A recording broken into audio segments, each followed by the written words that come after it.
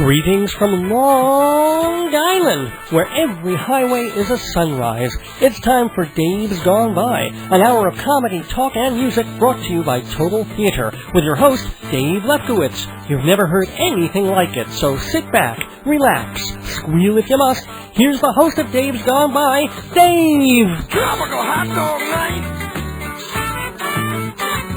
Like two flamingos in a fruit fight!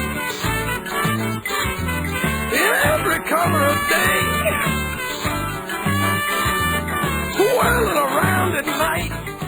Well, there goes the Daverhood. Good evening, everybody, on this July 8th, 2007, this rather warm and humid and icky July 8th, and it'll be the same for tomorrow as well, I'm afraid. But hope you're having a good summer so far. Hope you had a good July 4th.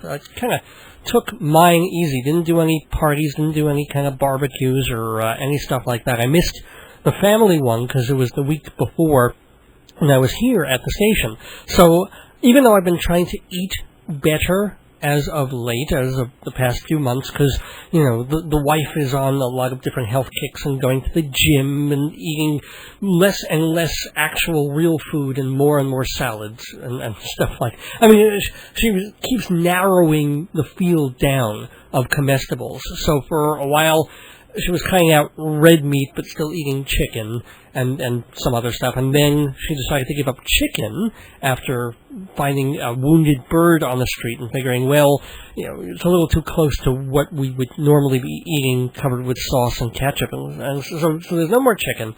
And then, after years of being allergic, or assumedly allergic to fish, she discovered that fish was cool and that she could eat in relatively small quantities without having a terrible reaction, which is great, but then she kind of went off fish too. So now it's back to just green stuff and peanuts and peanut butter and fiber cereal, and I'm still kind of caught in the middle of that because I'll eat everything, but I'm trying to eat a little better to keep some weight off and feel a little healthier and stuff like that, except on July 4th, when I was like, you know what? This is the holiday. I missed the barbecue. I don't grill. I think we have a George Foreman packed away somewhere, but we don't have an outside gas grill or charcoal briquette thing anywhere. So I got on the bicycle in almost a rainstorm to get to the supermarket and buy some weenies. Now, we had hot dogs in our freezer for about 2 years, and just to show that I will put anything into my cast iron stomach if it hasn't turned green, I went searching through the freezer looking for the weenies, because I wanted some weenies on the 4th of July. Wouldn't you know, they'd been there forever, packed in, covered by other things, ice creams being thrown in, and meats and all sorts of stuff, and yet, when I'm looking for the wieners finally, they're literally living in the fridge. They're almost like illegal aliens that we want to allow to be legal at this point. That's how long they have been there. I go looking for them on July 4th. They're gone. The wife threw them out. She said they've been in there too long. They were turning certain colors that even fireworks don't turn. So I get on my bike, I scoot down, I get myself a package of buns and some hot dogs just for me, because the missus isn't going to eat them. I didn't splurge on sauerkraut or any stuff like that. I have mustard and ketchup at home. Went home, toasted them up, and I was like, yeah, I'm doing the American thing. I'm having a hot dog. And that was really my only celebration of July. But there was no flags, fireworks on our street that we shut the windows so we didn't have to listen to, and our dogs didn't go crazy. But I still felt like a really good American. And I didn't feel so terrible about myself because I made sure to get Hebrew National kosher hot dogs, not to do them a commercial, and like 92% fat-free, and not so terrible on the sodium either. So, it was an American thing of convincing myself that I'm doing something really good for myself, even when mostly I was being kind of bad to my body. And I'm still eating up the rest of the Franks, because I only wanted one or two for that evening, and now I've still got the rest of the damn package, and all these buns that are going to waste. So if anybody needs hot dog buns, just write me an email at davesgoneby@aol.com, and I'll pop them in an envelope to you, and hopefully they'll get to you in some kind of edible condition if it doesn't rain and soak through the envelope. Buns are us. here at Dave's Gone By. But we have so much else to do on this program on this July 8th. It's our 229th episode, and we're calling this one Stand Up Guy, because the fella who's going to be a guest on our program is, he stands up and does a cabaret nightclub show called My Sinatra, where he impersonates and he also tries to be and pay an homage to the great Old Blue Eyes chairman of the board, Frank Sinatra. He's been doing it for a few years now and has gotten such acclaim for it. He's even done a PBS special about it that's been shown on WLIW locally, Channel 21, and all over the country. And he's doing it at the Metropolitan Room in Manhattan once a month. And he's also trying to do some other stuff with it and bring it to a more theatrical venue. So we're going to talk to him about that and play a couple of clips, and you'll see whether or not you think he really does sound like Frank. I think if you really listen so intently and look for flaws, no, he's not going to sound exactly like Frank Sinatra. But if you kind of sort of listening fairly casually or hear it in the background, you would not you would say, oh, that's Frank. It wouldn't occur to you that it wasn't Sinatra, which is not a bad way to go. And the other thing that really interested me in this guest, in Cary Hoffman, is that he has owned and operated the comedy club Stand Up New York since its inception. He inceived it, as it were, about 20 years ago. It's one of those older-fashioned comedy clubs. You know, the basement wall with the bricks and, kind of narrow and not much big of a stage. It was all about the comedy and just getting the people in to hear new and also some old and older and famous comics. So Stand Up New York, he's got to have some great stories to tell about that and about being Sinatra, and I think at one point he even met Frank Sinatra. All of that tonight as we talk to Cary Hoffman. Also on Dave's Gone By tonight, we've got Inside Broadway, where we'll talk about some Broadway news, and I'll be reviewing the Roundabout Theater's Broadway production of Old Acquaintance. It opened last week as an old show by John Van Druten, who wrote The Voice of the Turtle and a couple of other famous plays of the olden days.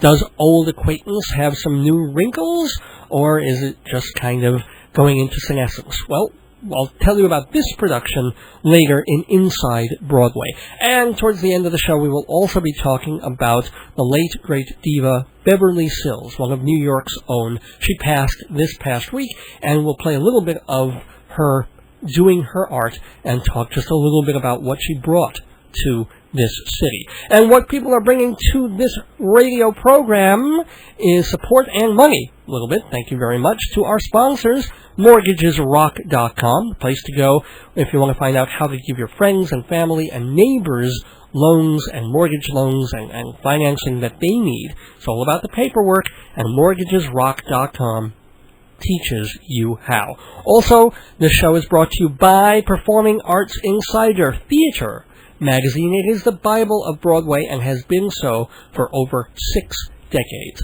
Find out more at performingartsinsider.com. We're brought to you by Hewlett Minuteman Press, 1315 Broadway in Hewlett, right next to the new Loman's Shoe Store. 10% off for Dave's Gone By listeners at Hewlett Minuteman Press. And finally, we're brought to you by Fancy Schmancy Balloons, owned and operated by Jeff Goodman, who may be here a little later tonight. I'm not sure. Hopefully we'll be seeing him soon. And if you want to find out more about Fancy Schmancy, the number is 516-797-3229 for all your party decorating needs. 516-797-3229. Well, as I said, we've got a cool guest coming right into the neighborhood now. His name is Cary Hoffman, and yes, he's the owner of Stand Up New York, but he's also the performer in My Sinatra. So close your eyes, give a listen, and hear how it sounds. I've got the world on a string, sitting on a rainbow. I got that string around my finger. What a world, what a lifetime in love. I've got a song that I sing, I could make the rain go anytime I move my finger. Lucky me, can't you see I'm in love? Well, rockin' my mortgage in the bosom of Abraham, rockin' my mortgage in the bosom of Abraham, rockin' my mortgage in the bosom of Abraham, mortgagesrock.com. God has a plan for you, giving your friends and family mortgage loans. Learn how at mortgagesrock.com. Fully licensed in New York State and in heaven. They'll teach you the ropes so you can climb Jacob's ladder to high, high, high commissions. Rockin' my mortgage, mortgagesrock.com. Rockin' my mortgage, mortgagesrock.com. Rockin' my mortgage, mortgagesrock.com. Everybody point and click. Ow, ow, ow, I slipped a disc. That is, I slipped a disc into my CD player, and it's a Dave's Gone By CD. That's right, we have literally a couple of hundred Dave's Gone By episodes on compact disc for you to purchase and listen to any time you want. They make a great gift, they're fun, they're funny, well, at least I think so. Find out more at my website, davesgoneby.org, and start listening to Dave and slipping your discs. Welcome, ladies and gentlemen, to the show. My name is Cary Hoffman. That's all it is. It's just Cary Hoffman. I can imagine what you're thinking, listening to the sound of my voice, noticing my brown eyes, brown, and listening to these songs. You're probably saying to yourself, those songs, that voice, those eyes, got to be Cary Hoffman.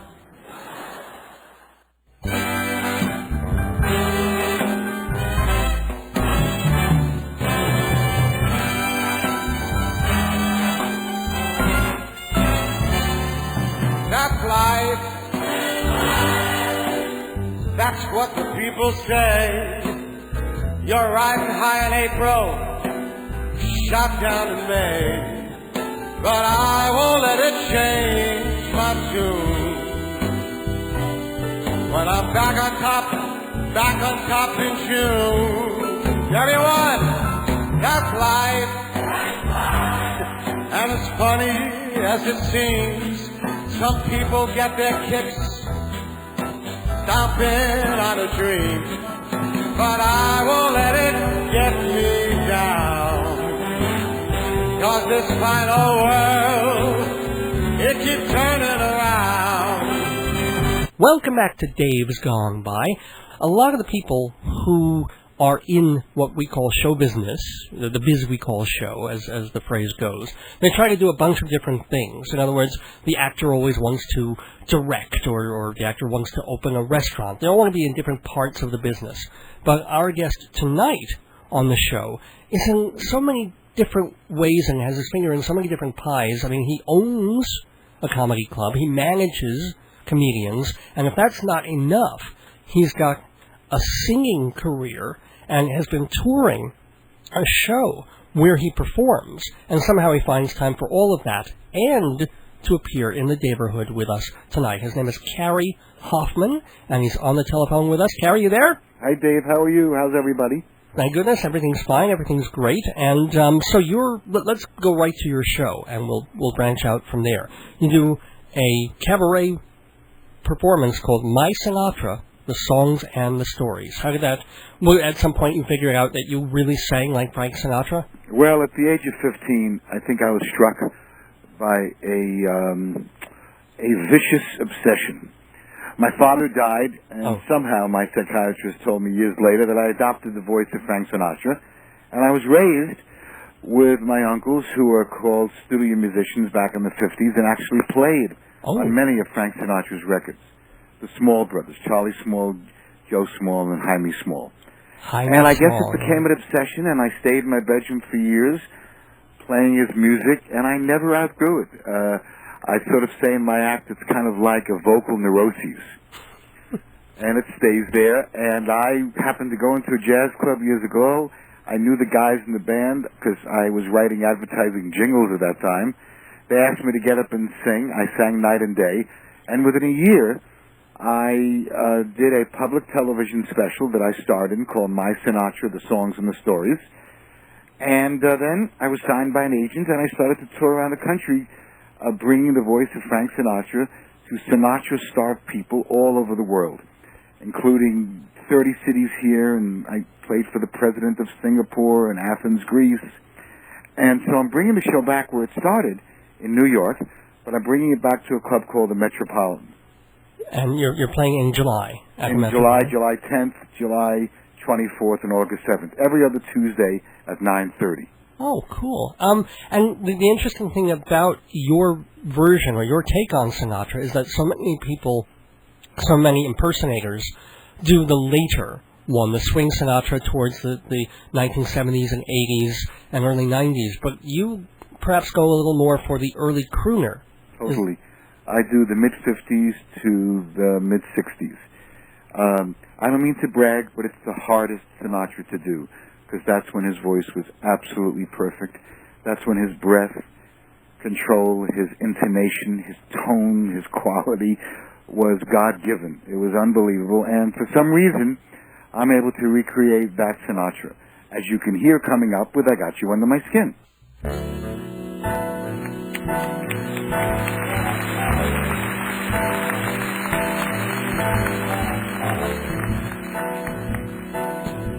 I've got you under my skin. I've got you deep in the heart of me. So deep in my heart, you're really a part of me. I've got you under my skin. I tried so not to give in. I said to myself this affair never would go so well. But why should I try to resist when, baby, I know so well I've got you under my skin. I'd sacrifice anything, come what might, for the sake of having you near. In spite of a warning voice comes in the night and repeats in my ear. Don't you know, little fool, you never can win. Use that mentality. Wake up to reality. But each time I do, just the thought of you makes me stop before I begin. 'Cause I've got you under my skin.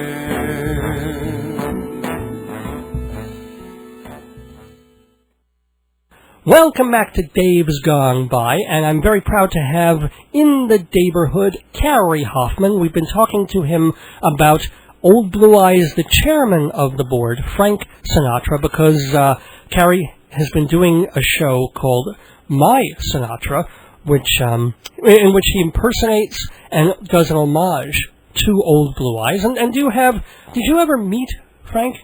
Yes, I did, and I talk about it in my show, My Sinatra, which I'm doing at the Metropolitan.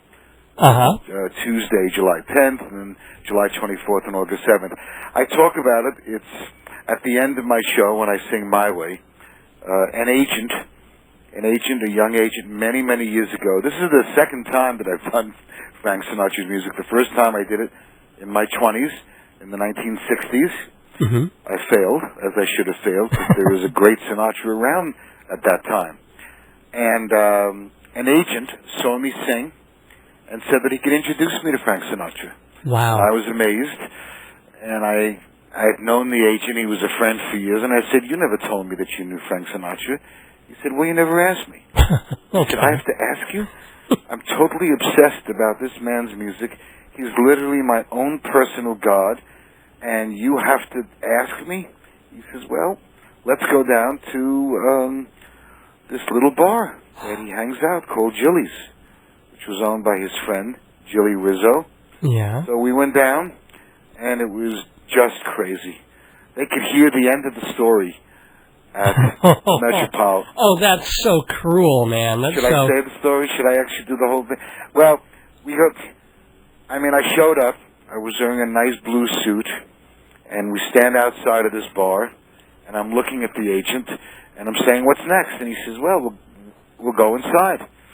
And then just as we were about to go inside, I looked at the agent's face, and it looked like he had seen a ghost. His eyes were gazed at a spot beyond me. Yeah. And I turned around to where he was looking at, and there it is, 1966, Frank Sinatra, coming out of Gillies with two of his mountainous men, bodyguards. And the next thing I know, the agent gently pushes me in my back towards Frank Sinatra.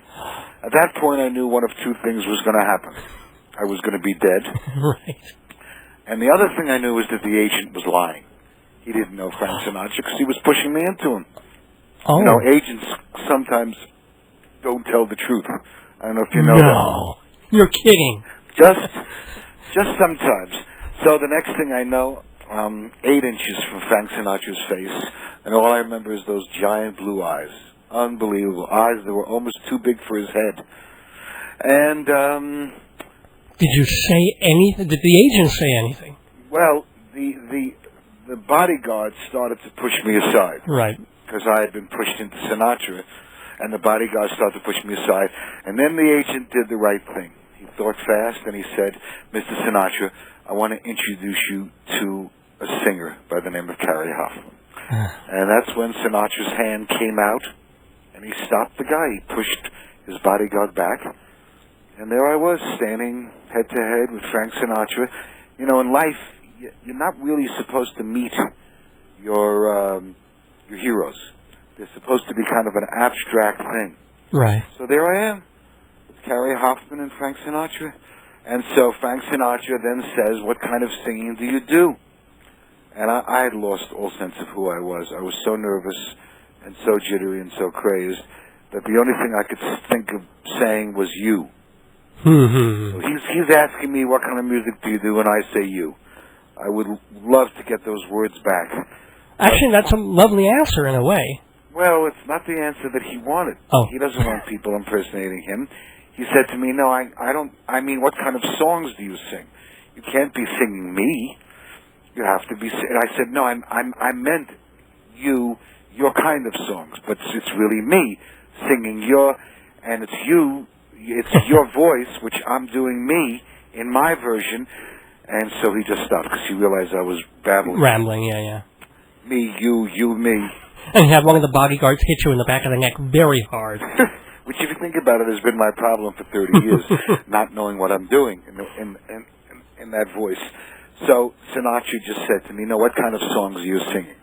I said, "I'm singing the standards." He said, "That's the answer that I wanted." He said, "I wish you luck with it. If you sing the standards, that's the only way that this music will survive. It can't survive if you do me." Thank you very much, Mr. Sinatra. He asked me for a tape, or what they used to call in those days a demo record. And the agent took the address down, and he got in his limousine and drove away. Well, all in all, I would say a very positive, a very good, and something obviously. Did you wash your hand for like 10 weeks? Or? I did feel like I was anointed. And for Cary Hoffman to be singing the music of Frank Sinatra again after, that's over 40 years ago that happened. And in a way, what's odd was he was wrong, because you, by doing him, are also keeping the music alive. I mean, it's being kept alive by other cabaret singers doing it in their way. Correct. But you're also bringing back the memories in your way. Correct. So Correct. I mean, I didn't plan to do it. I walked in one day to a nightclub, and there was a band playing, and I knew the band because I used to compose and produce advertising jingles. And some of the guys remembered how well I sing the music of Sinatra, and they had me get up, and the next thing you know, I got a public television special which aired in over 40 stations, and I played in about 30 performing arts centers all over the country. My next performing arts center is going to be in October in IMAC. In Huntington, which right? Is in Huntington, right. By the way, but I can't let you skip past that little bit of information so quickly, though. You wrote advertising jingles? Yep. It's the grand union of all good things. Oh, you wrote that? Grand union. Oh, I love that. And any others from, like, our area? How you doing, America? From the east to the west. Good to see you, America. Florida sends you her best. That was it for orange juice. Kind of remember that one, yeah. And beech nut peppermint, pep up with peppermint. A whole bunch of them. And I used to sing some of them in a kind of a Sinatra sound-alike voice when it was appropriate. Right. And so I walked into this jazz club years ago called the Red Blazer, and there was a band there, and that was the night that changed my life. That was the night that changed my life. Wow. And I remember the Red Blazer. There was a Red Blazer and a Red Blazer 2. Yeah, this one was on 37th Street. Yeah. And then the owner hired me. Every Thursday night, I would sing the music of Frank Sinatra under my show name, My Sinatra. And people started to come out of the woodwork, and then somebody from the public television station, WLIW, came down named Laura Savini, and she helped me get a special. And the special was seen all over the country, and that's how I got to play for the president of Singapore, and I'm going back to the Count Basie Theater in Red Bank, and the Metropolitan, which is the first one coming up now. Can I ask, here's something that struck me, though. The Sinatra show is relatively recent, like 10 years? Or how long have you been doing... I've been doing it for 7 years. 7 years. You already owned and operated Stand Up New York for 20 years, right? Correct. Why didn't you just do it at your own club? Well, it's a comedy club. In New York City, with 15 comedy clubs and 25,000 restaurants, it's very hard to mix things. If we were in a small town, yes, I would have, taken one night a week and done Sinatra. Right. But the club, it's hard enough in Manhattan to build on one concept. To build on more, I just thought it would be confusing, And the club, I'm moving on from the club. The club is either going to close or I'm going to be selling the club to somebody else. But I can't do the Sinatra, and I also manage very successful television writers in Los Angeles, and I can't do all three things. Can I ask a little bit more, though? I mean, it's kind of sad if Stand Up New York will be closing, because I wouldn't say it's necessarily like this huge institution, but it's certainly, if you know comedy and if you've been in New York long enough, it's there. I mean, it's one of the benchmarks of the town. Well, I agree. I mean, Chris Rock stops by all the time. Robin Williams comes by a few times a year. Are you bored with it? I mean, are you just... Well... Or is it losing money now? Or? I'm a little bored, but I'm very busy. Yeah. I'm very... In order to keep the Sinatra show moving, I constantly have to rewrite the show. I'm now in the process of rewriting the Sinatra show so that I can pitch it as an off-Broadway show about why people want to be somebody else, particularly me. Oh, cool. And how my obsession with somebody else possibly led to the distortion of my own talent. Oh. Because I became a songwriter in order to get away from the music of Sinatra when I was in my late 60s. After that meeting, sometime after that meeting, I started to write music much more with much more energy, and ultimately that's how I became a jingle writer. And then I wrote a sort of a successful off-Broadway musical in the mid-'70s called What's a Nice Country Like You Doing in a State Like This? Oh, wow, okay, yeah. And that was when I went on and moved away from the music of Sinatra and started to write my own stuff so I'd have my own identity. Because Sinatra basically told you, don't do me. Correct. You're right. I've just made this connection that, like, years of therapy wouldn't have... I'm so glad you've been on the show. I've helped you. You've had a breakthrough. I think I owe you a lot of money, Dave. Oh, yes, you absolutely do. Dave, could you possibly call my therapist and say that we've worked it out by ourselves? You got it.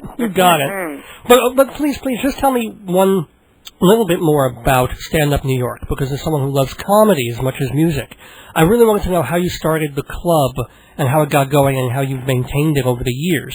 I had a club in Florida called the Funny Bone, and somebody came over to me, a guy named Stewie Morden, who's a successful real estate broker, and he told me that the Upper West Side of Manhattan was really burgeoning, and I should think about doing it there. So I flew up. We had a few meetings. It didn't work out, and I was going to go back, but then my wife and I decided to move back here. We're from here originally, and the next thing you know, I start to look around the neighborhood, and I find this old off-Broadway theater on 78th Street, and I went out and I raised money, And I was doing a comedy act at this club that I had in South Florida called the Funny Bone. Mm-hmm. And I was doing a kind of a musical parody, you know, about Sinatra, about everybody, about rock and roll, about anything. And so I was looking for a place to do it in New York. And the next thing you know, we opened up this club, Stand Up New York, and it became a success. It's just a little bit hard now. Why the rent is higher than it ever was before. What's higher? Yep, the rent. Oh, the rent. Well, yeah. And being on the Upper West Side of Manhattan on 78th and Broadway, I don't know if it's the right audience anymore. There's, you know, loads of people there who buy multi-million-dollar condos, and our audience used to be younger and, you know, less money. Right. So there's a lot of things. I mean, we still have great acts going on there, and that's exciting, and it's the reason why when I go to L.A., I know all these comics, you know, because of... But I have to tell you, it is weird how Stand Up New York has kind of merged with my Sinatra show, because a few months ago, Chris Rock comes in the comedy club. He walks over to me. He says, "Hi, Cary." I said, "Hi, Chris." He says, "Listen, Cary, I just want to tell you something. There's many things that I know for certain are true. There's a whole bunch of things I know that aren't true, or that I don't know. Here's one thing I know that I'm certain of. Cary Hoffman is not Frank Sinatra." So I said, "You know, Chris, you sound a lot like my mother. That's what my mother used to tell me. Cary Hoffman is not Frank Sinatra." He says, "Well," so then I looked at him, and I sort of started to fool around. I said, "Have you ever heard me? I don't have to hear you. You are not Frank Sinatra." And, you know, he was fooling around, but what he said really is the point of this off-Broadway musical that I'm writing. Well, nobody can be anybody else. Do you have a timeline as far as when we might start to see workshops and Well, actually, the Metropolitan date on July 10th and July 24th and August 7th, every other Tuesday, is kind of like a little bit of a nightclub direction of what the show will be. Mm-hmm. There's going to be a little bit more personal part at the end of it, where I actually sit down at the piano and play some of the songs that I've written. Oh, cool. Yeah. And so hopefully in a year or two, then it'll develop into something that you'll bring to off-Broadway, even while you're still doing My Sinatra in places like the Metropolitan Room, where people can see you July 10th, and when are the next two dates? July 24th and August 7th. Everybody, go see Cary Hoffman in... Should I give them the phone number of the club, or... Sure. 212-206-0440, 212-206-0440, or they can go online, mysinatra.com. They can actually watch my whole public television special, which is on YouTube. Oh, lovely. Just by going Cary Hoffman, right? By my name? mysinatra.com, and they can get to YouTube like that. Oh, and just in case we happen to have any, like, really rich people listening and they want to buy Stand Up New York, how much is it, and how can they contact you? Tell them to call me immediately. Immediately. Is there a price range or something? Or It's a few $100,000. Okay. Under a mil, yeah. But, they could actually email me at CSHM for management 99 at AOL. CSHM? Yes, CSHM for Mary 99 at AOL. Well, Cary Hoffman, I hope, obviously, this whatever happens with Stand Up New York goes well for you, and especially also everything that you do with My Sinatra and with that music, and thanking you so much for taking this time to be in the neighborhood with us. Thank you, Dave. I appreciate it. You're great. Thank you. What's black and white and red all over? Photocopies made at Hewlett Minuteman Press, the copy kings of Broadway. Any job that you have, including black and white copies, and they've got a brand new color copier, great quality, good prices, wonderful family that has owned Hewlett Minuteman Press since the 1970s. So check them out, 516-569-5577, Hewlett Minuteman Press. They're the kings.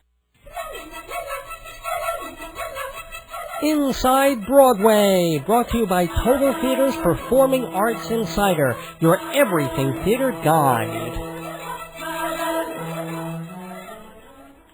Yes, Inside Broadway, brought to you by Performing Arts Insider, and also brought to you by me, Dave Lefkowitz, and my guest co-host, as he often is, Mr. Jeff Goodman. How you doing, Jeff? I want my color copies. Oh, from you at Minuteman Press? The new color copy. You told me you'd get me a color copy. All right, I will get you a color. Last week was a holiday week, so I can Even only better get... for discounts if you at Minuteman Press. That's right. I can only get you red, white, and blue last week, but now they have all the different colors of the spectrum. But we got to get to the spectrum of theater for Inside Broadway. Give you some theater news that's happening.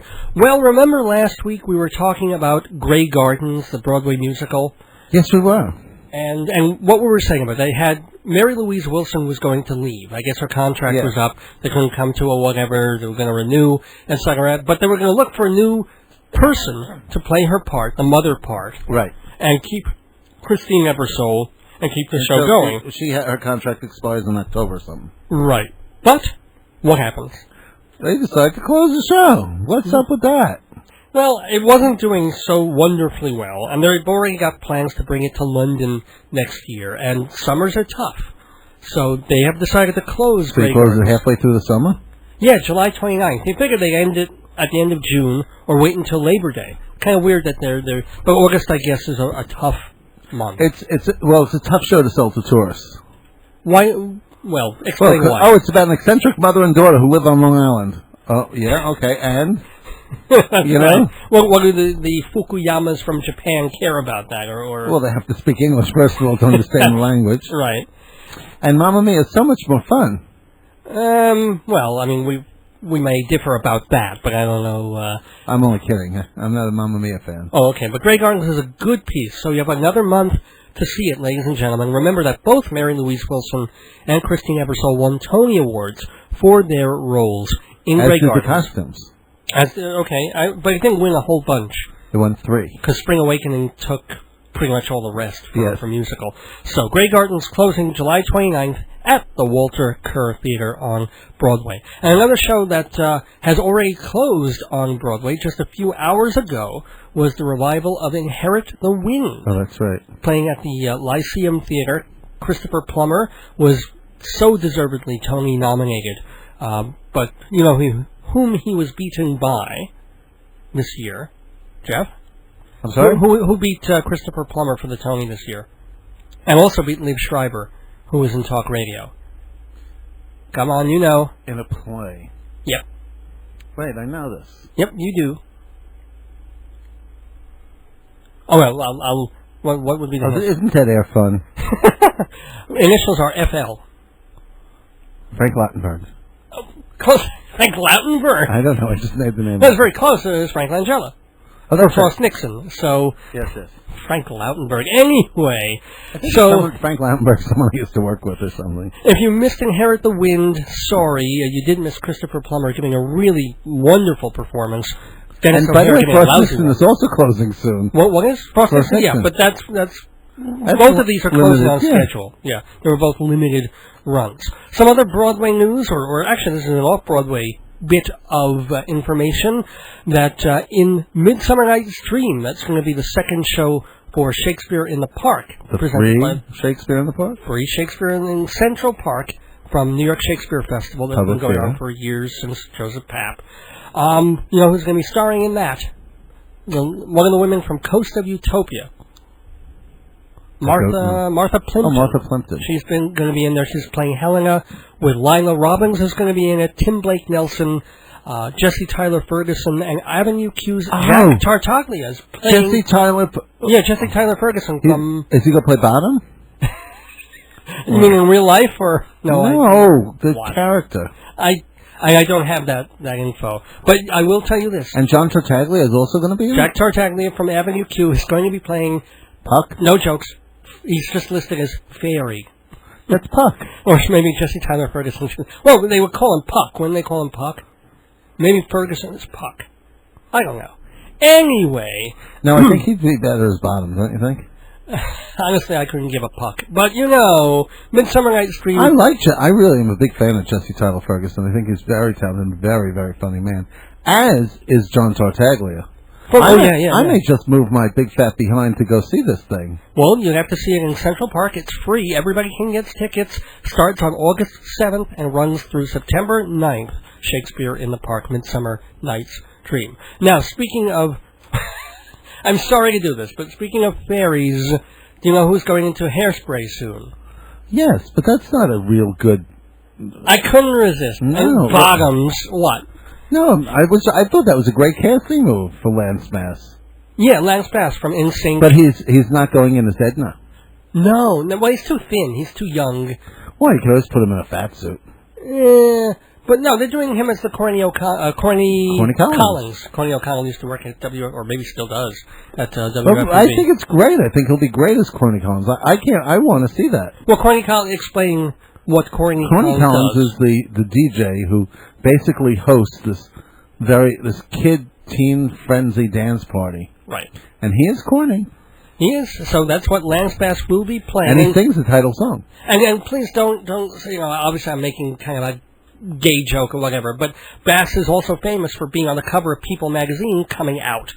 But he's also famous for being part of one of the biggest boy bands in history. That should say something too. No, it doesn't, David. And you wonder homophobia to yourself. All right. Well, also you have to wonder now. John Travolta is going to be in the Hairspray movie. Do you think he'll be coming out too? God, I hope not. Oh, but speaking of someone who steps out, someone who is really like, or who tells her daughter. Here's the segue. Who tells her daughter to sing out? What show am I talking about? Gypsy. Now, what's happening with Gypsy? Let's see, Patti LuPone's in it. That's right. Now, this is not a big, full Broadway stage. And by the way, these are unprepared questions that you're asking. Yeah, I mean, but I know that you know Broadway. And you also But it's impressive that I know the answers. Well, you subscribe to Performing Arts Insider, so of course you know the answers, Jeff. Anywho, yes, Patti LuPone is going to be doing a semi-staged concert version of Gypsy, one of the greatest musicals of all time, and it's being done as part of Encores, that wonderful series that gave us Chicago, and I think the wonderful town that they did a few years ago. Mm-hmm. And you know who's directing? The guy who always directs. Who's that? I don't know. No. Nope. Arthur Lawrence. Really? The guy who wrote the book is going to be directing this Gypsy. And it's a little more staged than usual for Encores. So who knows, maybe they do have an eye for bringing this to Broadway, although it's also going to be a longer run. Encores usually runs about 2 weeks. This is going to be about a month. Right? City Center, 55th Street, with, you know who the co-stars are? Dig this cast. I'm digging. Laura Benanti as Louise. Okay. So, boy can she sing, boy is she lovely, but can't miss. Yeah. Okay. Boyd Gaines, Tony nominee for Journey's End, is playing Herbie. Interesting. He's just about the right age now to do it, especially since he seemed so much older when he was doing Journey's End than we have him in our minds from One Day at a Time. But anyway. One Day at a Time? Boyd Gaines. He was Barbara's boyfriend, then husband. Oh, I don't remember that. That's where everybody knew him from before he started doing all this theater. I like the Heidi Chronicles. How about that? Oh, my gosh. There you go. Heidi. Even Heidi might have been a little bit later than One Day.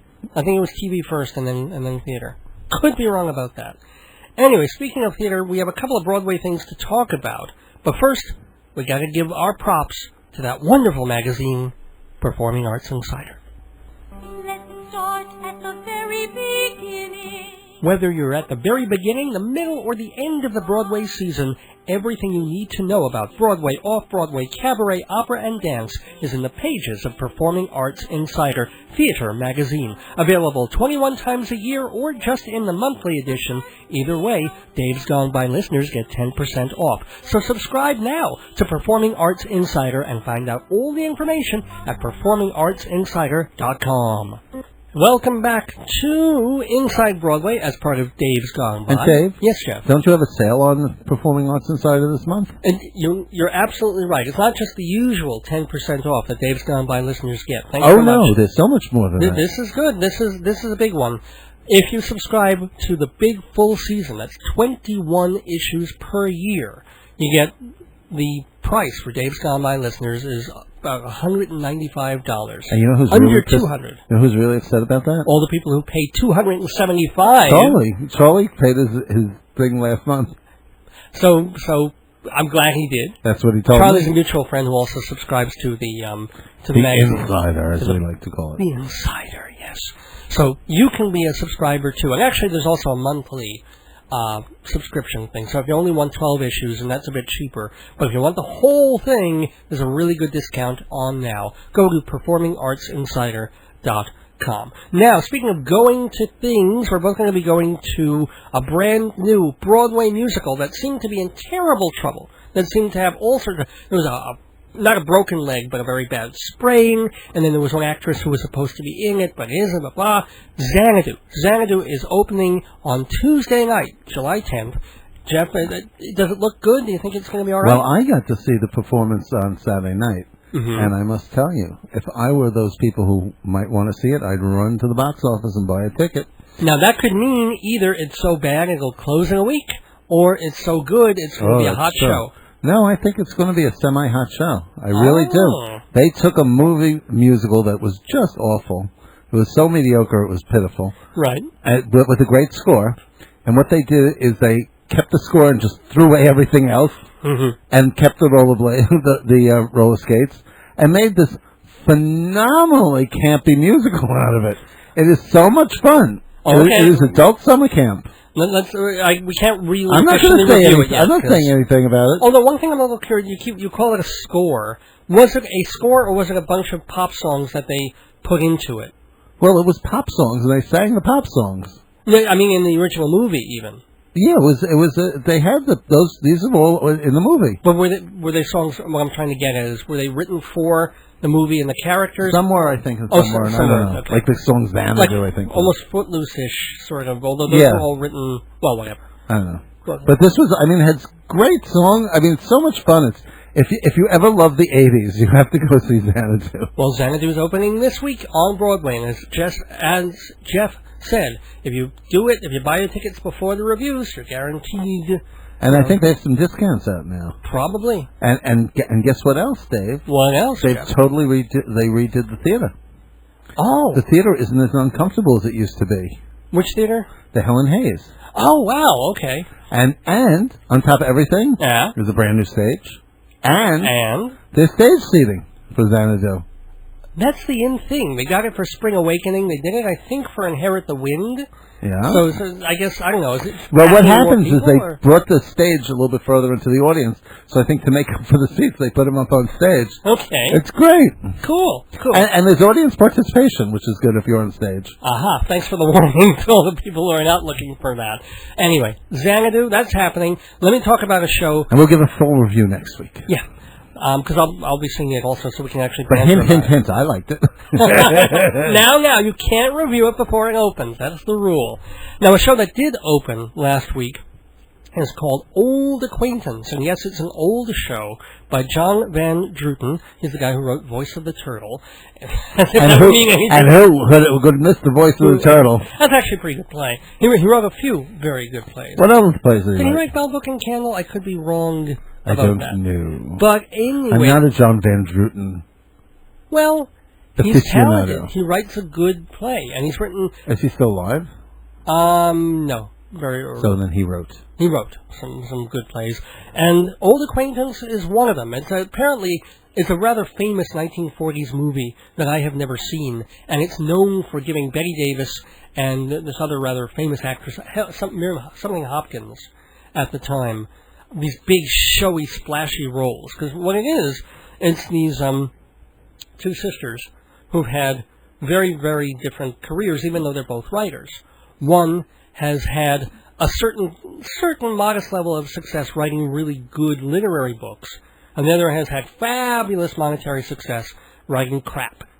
And so there's tension between them. And then the daughter of the writer who has been writing garbage, per se, she isn't very happy with her mother or her lifestyle and tends to gravitate towards the other one. So then there's that conflict going on, and then it's a lot about the more free-spirited, more literary one, and her living, as it were, in sin with her boyfriend and her past and stuff like that. I mean, it's a light comedy, but it has some satiric bite, and it's also supposed to be a showpiece for actresses to go and do their thing. And who were the actresses in this? In this revival, for the roundabout, it's Margaret Colin plays, or I may be mispronouncing, it might be Colin. She plays the more literary one, and Harriet Harris from... Love her. From she's Frasier, from Thoroughly Modern Millie. Well, I think she even won a Tony for Thoroughly Modern Millie. Well, Very here good, she is David. giving a very big performance. It's outsized. It's She does chew scenery. The way she chews it, spits it up, vomits it, then eats it. And regurgitates it again. Now, in a certain staging of the show, that would work. But what's happening is you have two actresses who are taking completely different styles of acting. And the director just hasn't put them together well. I was going to say, who directed this? Who did direct this? Man, I should have taken more notes on this to talk about this. Oh, sorry, I think it's a director who usually knows better. That's okay. We'll blame it on him anyway. Shame on you, director we can't name right now. Well, you have to, because he's allowing two very different acting styles to clash. He's got the daughter, who's played, I hate to say this, by a very charmless young woman, and we just can't wait till she shuts up and gets off the stage. Some of the other supporting performances are perfectly fine, and the play is pretty good. But what you're watching is just something that doesn't come together at all. Oh. So what should be really funny, like when Harriet Harris is doing it, is just like, oh God, tone back, what the hell are you doing? And then meanwhile we're watching Margaret Collin and being very interested in what she's doing, because she's a very believable and very fine actress actually. But then it's sort of almost in a vacuum at certain points. So I cannot recommend Old Acquaintance at the Roundabout. Oh. But we are looking forward to other Roundabout shows. But it bothers like me. The Ritz. It would bother me, though, if people take this as a sign that the play itself doesn't work. I would love to see something like the Mint Theater or another theater take this up in a couple of years when this production has been forgotten and show that the play still holds up if it's done right. It's just badly directed by a man we cannot name. Well, I Google it while you're talking about... What were you just about to mention? Oh, the Ritz. Coming up at the Roundabout. Can't wait at Studio 54. Which also reminds me, 110 The Shade is going to close soon, too. Yeah, I think it's got a few more weeks, though. Yeah, but I mean, that's very worth people should go see. Absolutely, and... We're here for your entertainment and education. Inside Broadway. We've just been Inside Broadway, thanks to TotalTheater.com and Performing Arts Insider.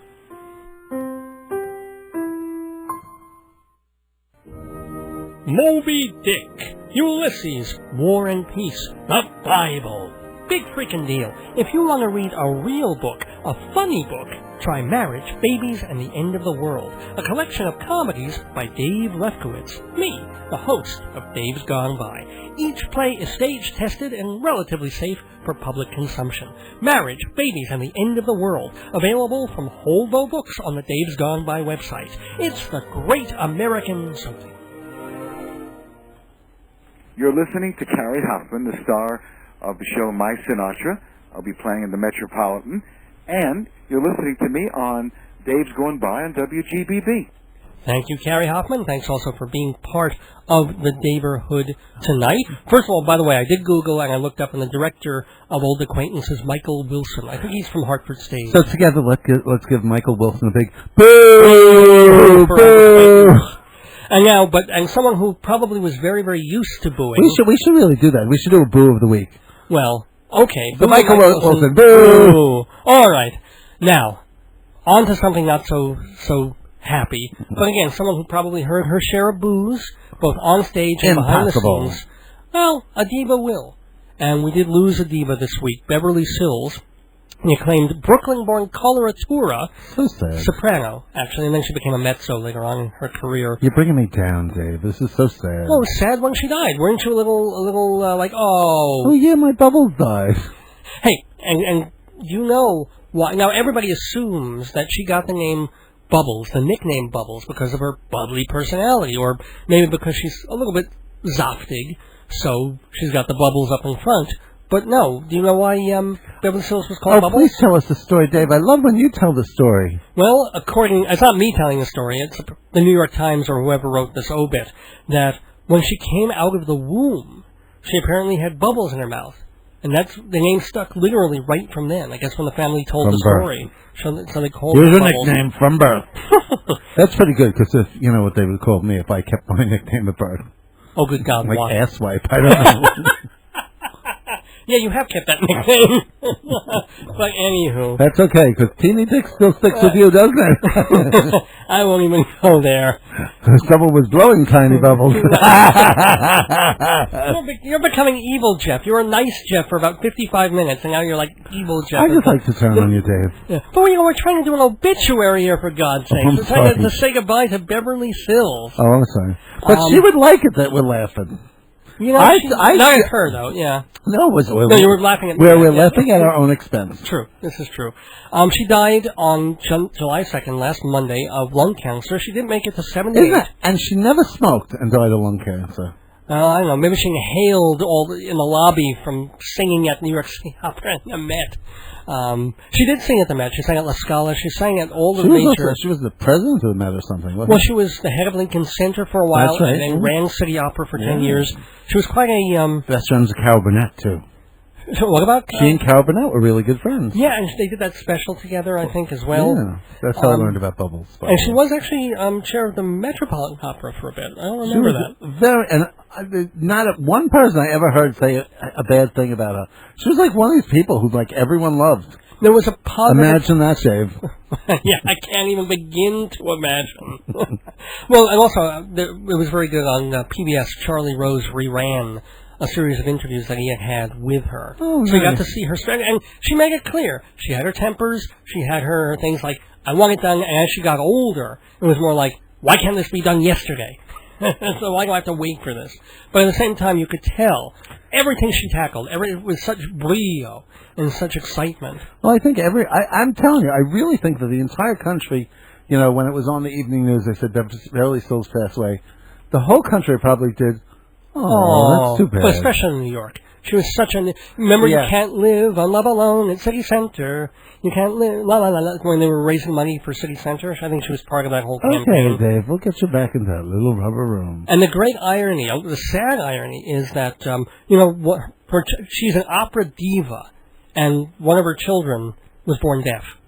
How's that? Really? Is that the strangest kind of thing? And she put a lot of energy and effort into that. And I think also... Bubbles. Yeah. And also the other kid, one daughter deaf, the other kid autism, and they had to institutionalize him. So it's not always this charmed life that you think of. But in a conversation with a New York Times reporter... So down, Dave. I know, in 2000... Come on, it's a death! Of course I'm down! Of course we're supposed to be... And it's someone we liked. So... But Beverly Sills said, this is an old Jewish thing she said about her challenging life and times. Man plans and God laughs, which everybody knows is an old Yiddishism. Man tracht und Gott lacht. And she added, I've often said I've never considered myself a happy woman. How could I with all that's happened to me? But I'm a cheerful woman. Work kept me going. And this is what Beverly Sills sounded like when she was working.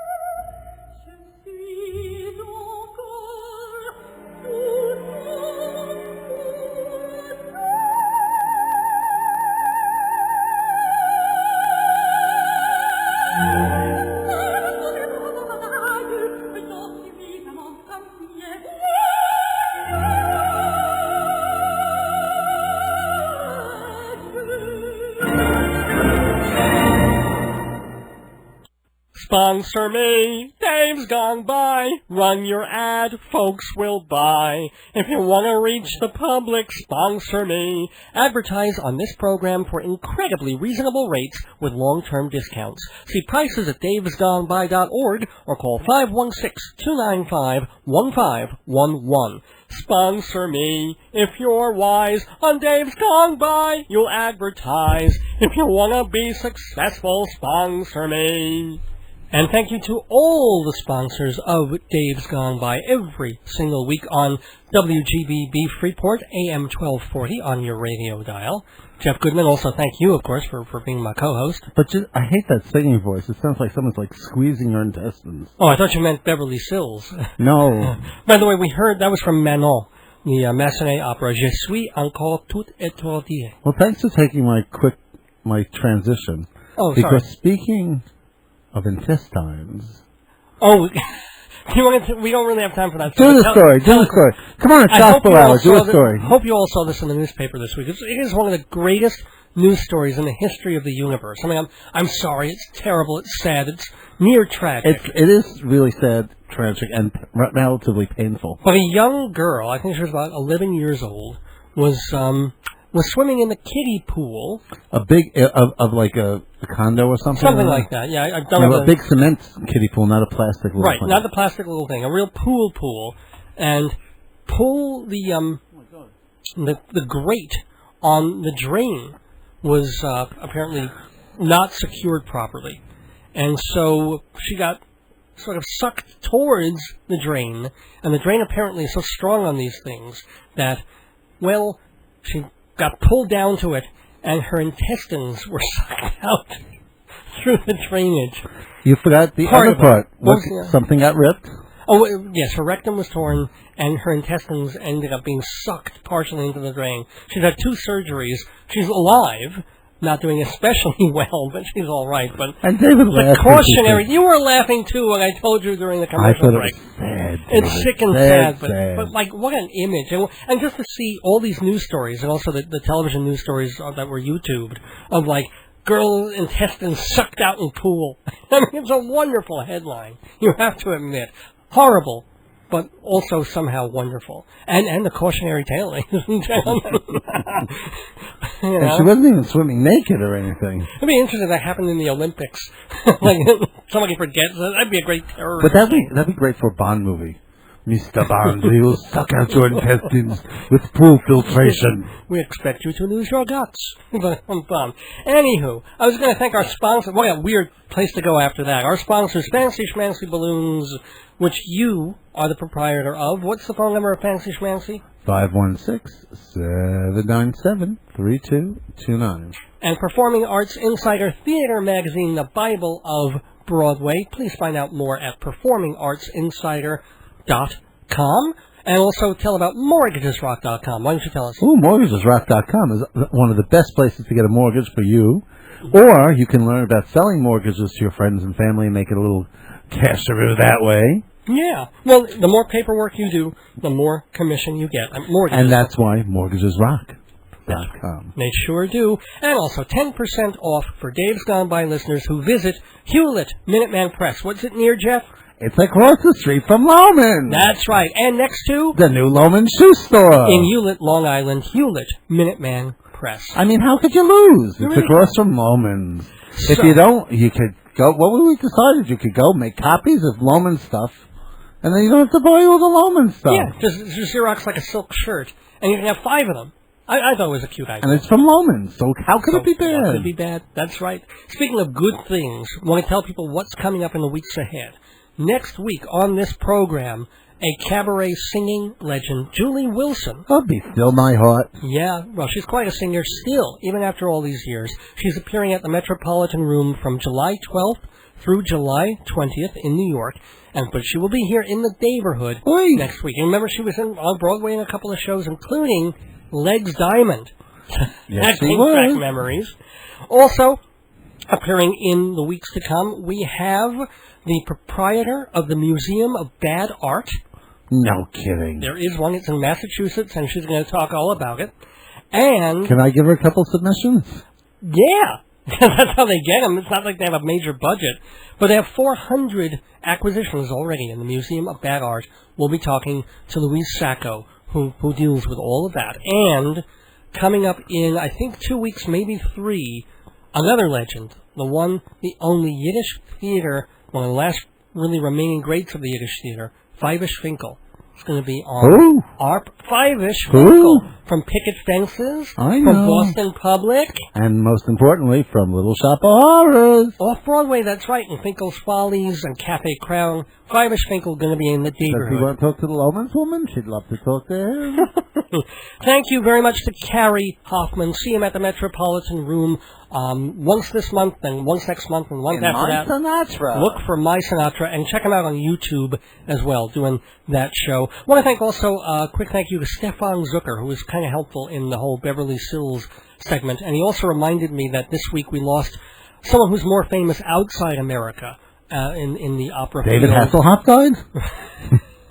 No. Too bad. Regine Crespin, who kind of more known for Wagnerian stuff, but apparently she was pretty special as well, and she died this week. And thanks also to Stefan. He was going to try and be part of our opera segment tonight, but as ever, Stefan is under the weather with various ailments and couldn't do it, but giving our maybe you wishes can give some to him. David Hasselhoff. Yeah, a couple to the half. Giving love and all that kind of good and wonderful, pure-hearted stuff to my beloved wife, Joyce. Who's pregnant now? What? What the hell? Oh, she didn't tell you? No, she did not tell. Nor did she tell you. Yeah. What the hell is wrong with you? She paid in the cup. It got a plus sign. Why are you even saying that? It's not, ladies and gentlemen, and my father, who I'm sure is listening, this is not true. Don't do that. He's an old man. You'll hurt him. You'll hurt me. My heart isn't that good. I'm turning off your mic. Watch for Jeff and me on YouTube on Two on the Aisle. That's the show that Jeff hosts with Charles Gross on Manhattan Cable Television. You've totally flustered me now. It's not true, folks. Two on the Aisle. Just do that on YouTube. I want to say goodbye to DFSX Radio. They're going off the air in a couple of days. Thanks so much for all the years that they ran vintage episodes of Dave's Gone By. Thank you, David Tanny. You've been a great, great friend to the show and a great help. And I'm sure our paths will cross in the pretty near future. I sure hope so. All right, Jeff, I'm putting your mic back on. Behave. What the hell is wrong with you? We'll be back next Sunday, July 15th, 2007, with Julie Wilson joining us on the 230th episode of Dave's Gone By. 2:30? 2:30. Not 2:30 in the afternoon. It's still going to be 11 o'clock. Oh. Until then, don't miss your days going by. This is Dave Lefkowitz. And Jeff Goodman. Wishing you good night. And Gone By. No. Give me the chance to do the little thing. Let me try that again. This is Dave Lefkowitz. And Jeff Goodman. Wishing you good night. Bye-bye, Bubbles. Oh, and Gone By.